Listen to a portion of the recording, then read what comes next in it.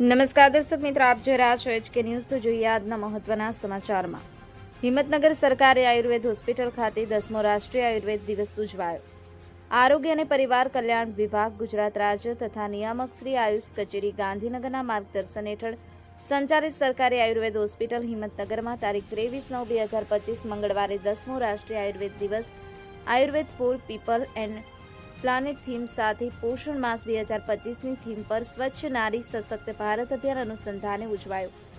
વૈદ પંચ કર્મશ્રી પ્રકાશભાઈ પંચાલ સાહેબના માર્ગદર્શન હેઠળ આયોજિત કાર્યક્રમમાં ધન્વંતરી યજ્ઞ કરવામાં આવ્યો, જેમાં મુખ્ય અતિથિ તરીકે ધારાસભ્ય શ્રી BD ઝાલા, વિશિષ્ટ અતિથિ તરીકે હિંમતનગર નગરપાલિકા પ્રમુખ વિમલભાઈ ઉપાધ્યાય, સાબરકાંઠા જિલ્લા પંચાયત આરોગ્ય સમિતિ અધ્યક્ષ અનસુયાબેન ગામેતી, સામાજિક ન્યાય સમિતિ અધ્યક્ષ પાર્થ પરમાર, તાલુકા પંચાયત પ્રમુખ હિતેશભાઈ, તાલુકા વિકાસ અધિકારી SG ડાભી, સાયન્સ કોલેજના પ્રિન્સિપાલ ડોક્ટર પંકજભાઈ પટેલ તથા અનેક આગેવાનો અને જનતા ઉપસ્થિત રહ્યા હતા।